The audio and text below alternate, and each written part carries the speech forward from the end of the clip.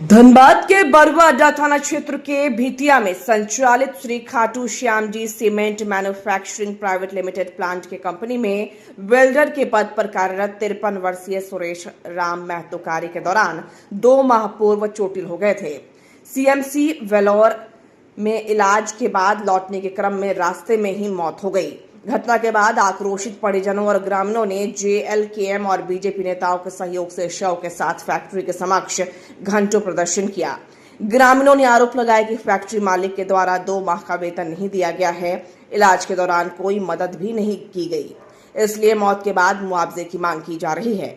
बाद में 5.5 लाख रुपए मुआवजे के रूप में और बेटे को नियोजन पर समझौता हुआ।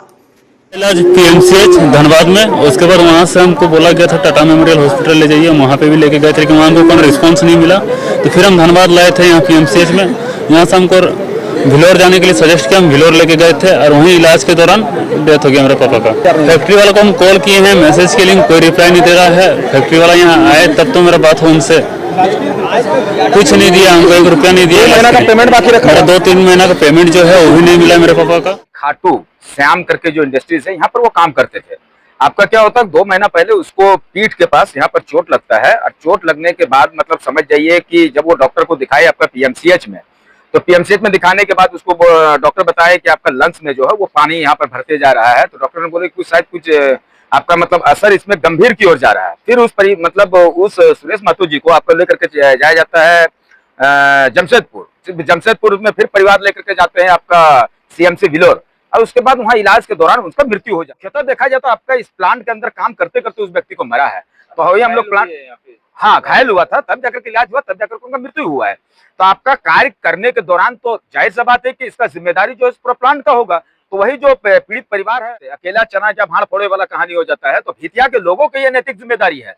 क्योंकि अगर यहाँ पर स्थानीय रोजगार की बात होना चाहिए तो 75% भितिया के लोग या फिर जो भी आपके अगल बगल के गांव के लोग हैं, स्थानीय लोग हैं, उन लोगों को मिलना चाहिए। तो लोगों के साथ एक आपसी इन लोगों का बैठक होना चाहिए। बैठक के उपरांत यहाँ पर आपको सेफ्टी का बात करना हो जाएगा। ईएसआर फंड जो होता है, सीएसआर फंड माफ कीजिए, सीएसआर फंड जो होता है उसके तहत इस क्षेत्र को कितना विकास हो रहा है इसकी बात होना चाहिए। तो बिना सेफ्टी का, अगर उस समय भी लोग सेफ्टी लिए होते तो शायद आपका सुरेश महतो जी का मृत्यु नहीं होता। तो और दूसरी बात कि ये प्लांट वाला का इसमें सबसे बड़ा गलती है कि कोई भी व्यक्ति अगर आपके यहाँ 2 से 3 साल काम कर रहा है तो उसको 6 महीना 1 साल में उसका मेडिकल चेकअप करवाइए। अभी तो कुछ देर पहले ये पल्ला झाड़ रहे थे कि नहीं इसको गंभीर बीमारी हुआ है और उस बीमारी से मृत्यु हुआ है, तो भैया आप मेडिकल रिपोर्ट आपको यहाँ पर करवाना चाहिए था। अगर कोई व्यक्ति अनफिट है तो तब उसको प्लांट से बाहर निकाल दीजिए कि नहीं, अनफिट व्यक्ति को हम नहीं लेंगे।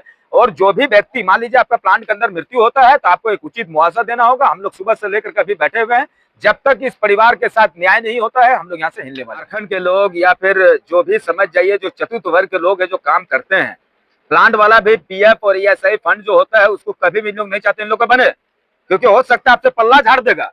अगर पीएफ इसका कटता तो उस पीएफ फंड से इस व्यक्ति का इलाज होता, लेकिन 4 साल से आपका यहाँ काम कर रहा है, आपका यहाँ प्रोविडेंट फंड का व्यवस्था नहीं किया, आप उसके लिए ईएसआई फंड का व्यवस्था नहीं किया है। इसका मतलब है कि जाहिर सी बात है आप वहाँ लेबर लोग को शोषण कर रहे थे। हर प्लांट में आपको 8 घंटा काम कराना है किसी व्यक्ति को, लेकिन आप 12 घंटा पे उसको काम करवा रहे हैं, उसका 4 घंटा कहाँ चल गया। उद्योग क्षेत्र है, झारखंडी लोगों को शोषण किया जाता है, 12 घंटा 13 घंटा लोगों को काम में लिया जाता है। और झारखंड के लोग भी थोड़ा सा इससे बेवकूफ होते हैं, उन लोग करने के लिए मतलब ये हो जाते हैं, हम मजबूर हैं। अन्य तो बाहर के लोग यहाँ पर आकर के आपको वही सर्विस से 14 घंटा खटने के लिए मतलब तैयार हो जाते हैं।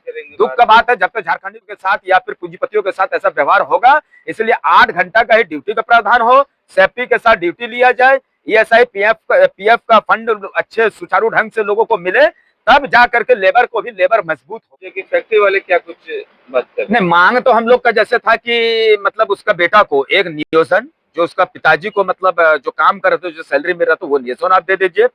6-6.5 लाख रुपया उस परिवार को मतलब घर से खर्चा हुआ वो आप दे दीजिए, और 20 लाख रुपया कम से कम उस परिवार को मुआवजा के रूप में दीजिए। ये मतलब धन्यवाद। इखलाक अंसारी, पूर्व लोकसभा प्रत्याशी जेएलकेएम।